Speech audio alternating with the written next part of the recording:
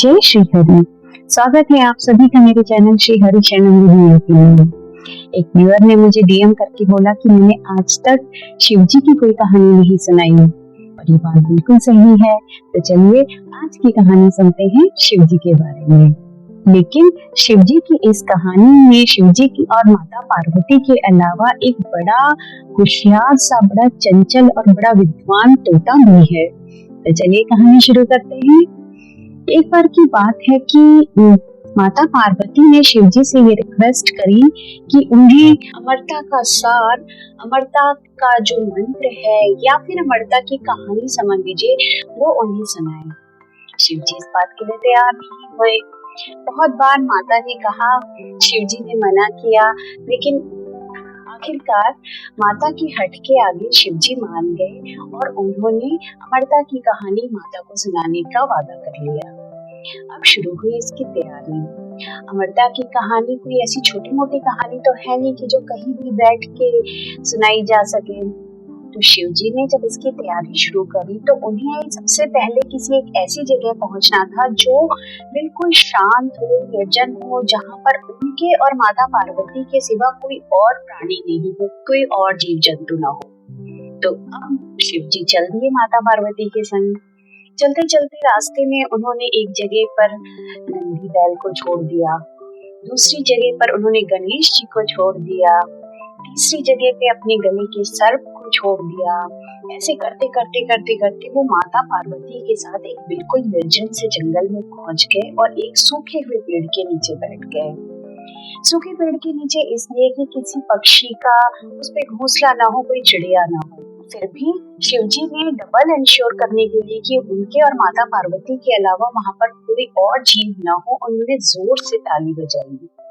शिव जी की ताली की आवाज इतनी तेज थी कि आसपास के बहुत बड़े एरिया की जो चिड़िया वगैरह थी वो वहां से उड़ गई। जो अंडे थे उनमें से बच्चे निकल गए और जितने भी छोटे स्मॉल वाले लाइफ थी वहां पे वो खत्म हो गई।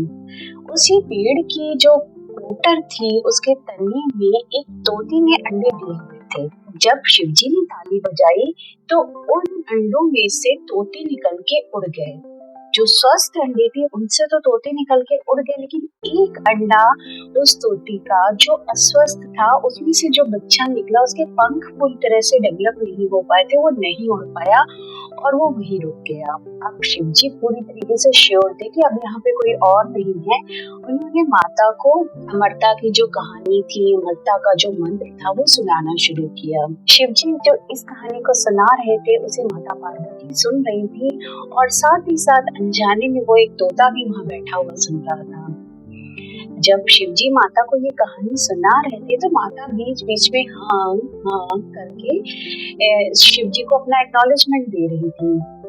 जो ये अमरता की कहानी थी वो लंबी थी, तो सुनते सुनते माता को झपकी आ गई। जैसा कि हम सब लोग जानते हैं कि तोते किसी भी वॉइस को कॉपी करने में बहुत एक्सपर्ट होते हैं, तो उस तोते ने माता पार्वती की वॉइस को अच्छे से सीख लिया और जब माता पार्वती को झपकी सी आ गई तो उस तोते ने शिवजी की कहानी के बीच बीच में माता की आवाज में हाँ करना स्टार्ट कर दिया।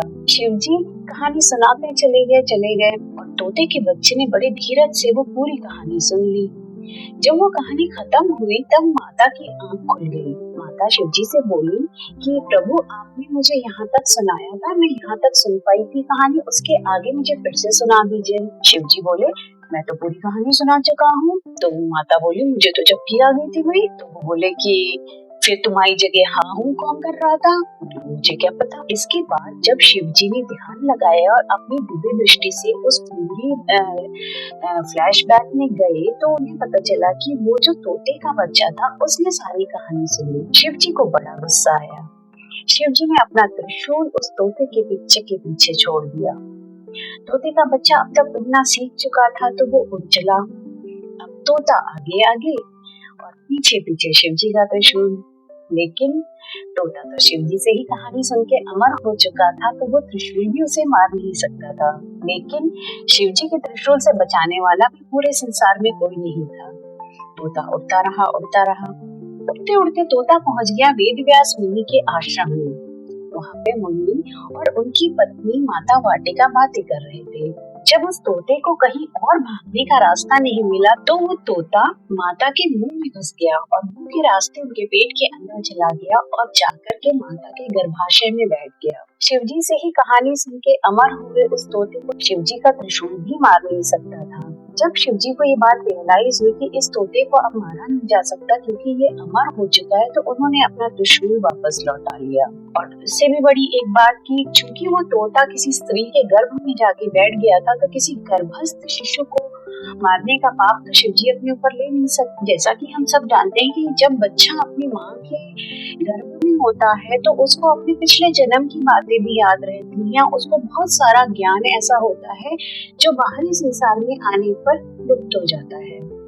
तोते ने जितना ज्ञान शिवजी से सुना था वो सब उसके दिमाग में था, और तोता ये बात अच्छे से जानता था कि जैसे ही मैं इस दुनिया में आऊंगा वैसे ही भगवान श्री विष्णु की जो माया है वो मुझे घेर लेगी और मैं इन सांसारिक झंझटों में पड़ जाऊंगा।